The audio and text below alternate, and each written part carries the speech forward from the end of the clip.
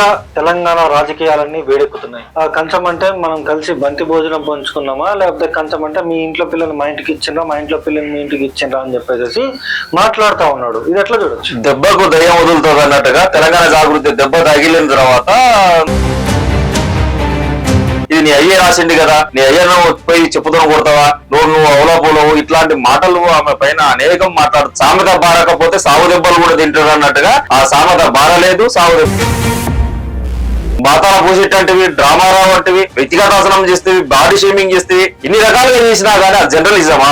ఏది నీ జర్నలిజం? నీ జర్నలిజము ఎదుటి వ్యక్తుల యొక్క వ్యక్తిగతాసనం చేయడం జర్నలిజం. నీ మూసి నోరును, నీ కంపు నోరును ప్రక్షాళన చేసేటువంటి బాధ్యత తెలంగాణ జాగృతి తీసుకుంటుంది. తస్మాత్ జాగ్రత్త, నోరు దగ్గర పెట్టుకోని చెప్పేసి కూడా మళ్ళా నేను ఈ సందర్భంగా తెలంగాణ రాజకీయాలకు సంబంధించి కవితక్క స్పీడ్ గా వెళ్తుంది. బీసీ బిల్లుకి సంబంధించి నేనే తీసుకొచ్చానంటూ కూడా సంబరాలు చేసుకున్న పరిస్థితి ఉంది. ఇదంతా కూడా కాంగ్రెస్ పార్టీ బ్యాక్ ఎండ్ లో కవితక్క ఉంది అంటూ కూడా మాట్లాడుతూ ఉన్నాడు. ఇది ఎట్లా చూడొచ్చు? ఒకరు పనిచేస్తూ పోతున్నప్పుడు, ఏనుగు నడుచుకుంటూ వెళ్తున్నప్పుడు అనేక రకాలైనటువంటి రూపాన్ని చూసి దాని యొక్క ఉండతనాన్ని చూసి మరుగుతాయి. అదే విధంగా కవిత గారి యొక్క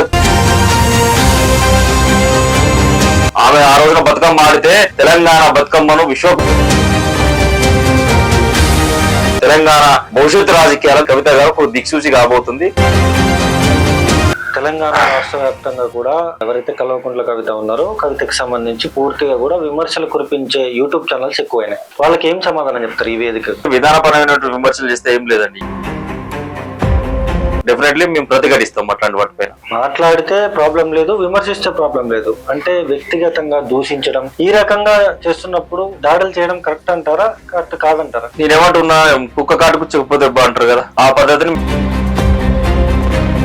తక్షణంలో సిగ్గు, శరం, మానం, మర్యాద ఏమన్నా ఉంటే ఓ మనిషి పుడితే నువ్వు ఇమ్మీడియట్లీ రిజైన్ చేయి. అంటే ఒక మాజీ ముఖ్యమంత్రి కూతురు ఇలాంటి ఒక చిన్న యూట్యూబ్ నుంచి ఎమ్మెల్సీ అయిన వ్యక్తి గురించి ఇంతగానం చర్చ నడుస్తుంటే మీకు ఇదంతా విచిత్రంగా అనిపిస్తుంది? మాకు చాలా ఇబ్బందికరమైనటువంటి పరిణామం. ఎందుకంటే మా స్థాయి సంబంధించినటువంటి నాయకత్వంలో మాకు పోటీ అయినటువంటి వ్యక్తి కాదు, లేకుంటే ఇంకెక్కడనో మాకు పోటీకి వస్తాడనేటువంటిది కాదు. ఎందుకు ఈ రోజు మన నోరు మంచిదైతే ఊరు మంచిదైతే అని అంటారు కదా, నీ నోరు మంచిదైతే ఎవరిని పైన ఎందుకు దాడి చేస్తాడు? నువ్వు తెలంగాణ సమాజంలో నేను బొందు పెట్టడం మాత్రం ఖాయమవుతుంది.